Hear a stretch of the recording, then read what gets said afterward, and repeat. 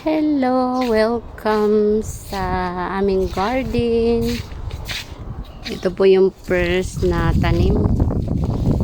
May bunga na po yung mga lemon or lime. Ang dami pa po dyan sa loob. Siguro mga after 1 month, pwede na yan siya i-harvest. Ayan po, ang dami na po niyang bunga, lalo na sa taas. Look at that up over there. Ang dami pong bunga. Sa loob po karamihan. Ayan. Tapos may mga bulaklak din. Ito is ganun din. Pero baby pa siya, hindi pa siya masyadong. And the second one is sili. Ito, namumunga na rin siya. Pwede na yan siyang kunin or i-harvest. Ang pangatlo naman ay itong pig or sa Arabic ay tin. Namumunga rin siya pero hindi gaano. Tsaka pinatay na rin kasi ni mama yung iba. Kaya maliliit pa yung bunga niya. Kagaya nito. Hindi pa masyadong Ito meron itong bunga. Tatago over there. Ayan po siya. At saka may orange po dito. Ito yung orange, ang pang-apat na tanim. Nakalimutan ko, meron pa pala dito ulit. Ayan. Okay. Proceed tayo dito. Ito namang bawang or sibuyas. Sibuyas pala. Yan, namumulaklak na siya, oh. Ay, ang ganda. Kita niyo yan. Okay. Ayan, may mga bulaklak din. Ay, hindi makli. Tapos may papaya. At itong look at this. Bunga ng malunggay. Ang dami. Pwedeng yun sa pero di ko alam kung paano lutuin yan. Na kasi masyado na siyang matangkad or mahaba. Kaya yan, tingnan niyo nangyari dyan. Ayan. May mga halaman din po kami kagaya nito. Look at that flower. Subhanallah. Ay, mag-focus ng camera ko. Tapos meron din po dito, kagaya niyan. Ito po rehanang pangalan. Hindi ko alam sa English. Hindi naman ako nagsasearch. Basta kung ano lang yung binibili ng amo ko, yun na yun. Tinatanong. Ito naman, pink rose. Ano nga ba tawag dyan? Meron akong ganyan tatlo. Andoon, 1, 2, 3. Tsaka ito. Flowers. Mix na po siya. Ang dami na niyang bulaklak ko. Subhanallah. Mix po yung halaman namin dito. And the dates, namumunga na siya. Pero hindi siya naayos. Baka mapabayaan. Tapos ang tawag nila dito, fulla or jasmine rose. O nga, jasmine. Tapos another pink rose and a long leaves mint. Nanama din yan tawag nila dyan. Ano ba tawag dyan sa English? Ayan. Tapos itong itong bulaklak na to, nasabi nila poison daw siya. Yung katas niya nakakalason daw. Pero hindi naman namin hinahawakan. And another rose. And one Snake plant. Ayan o, pink na pink.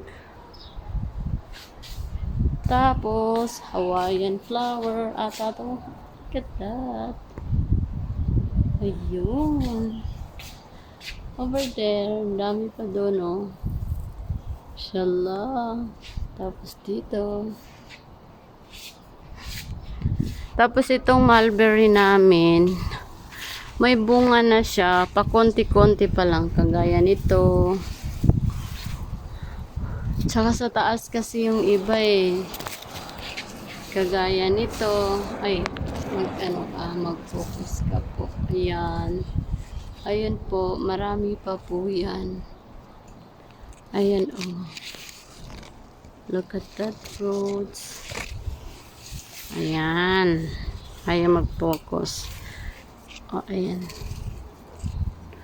Ang daming bunga pero hindi pa po sila hinog. Kagaya rin po nito. Ayan. Tapos, dito naman may tanglad ako or lemongrass. Mashallah. And another flower. Mix na po siya. Tsaka dito naman ay dates.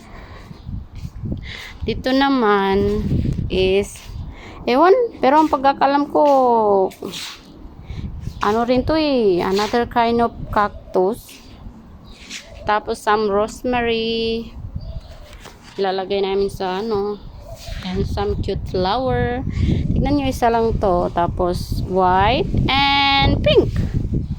And aloe vera, another kind of cactus, and another kind, and this one.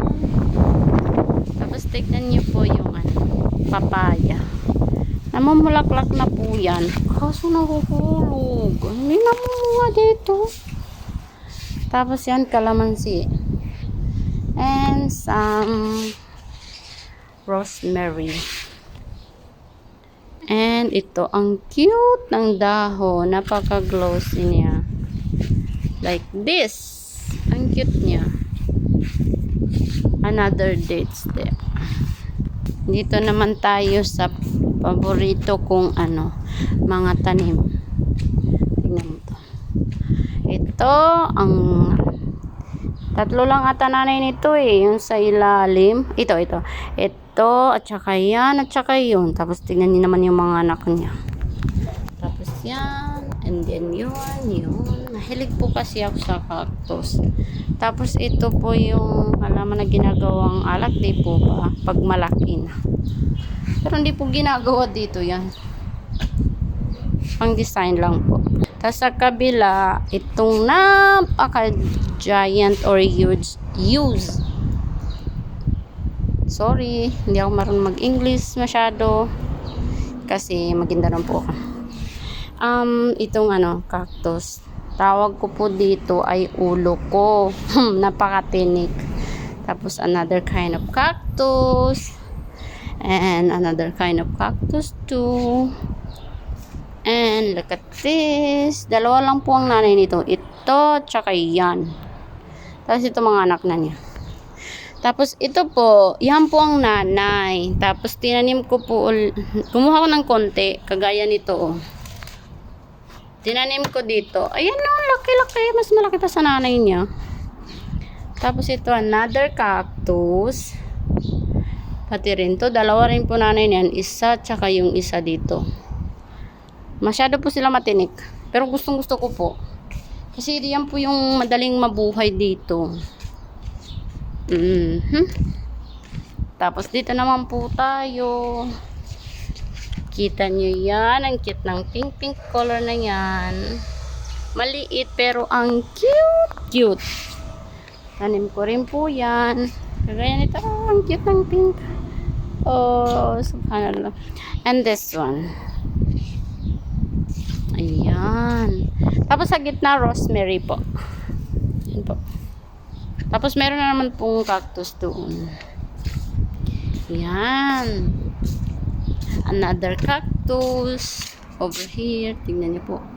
Sabi ko sa inyo, mas madali pong buhayin yung cactus kasi yung cactus, hindi na niya kailangan masyado na maraming tubig.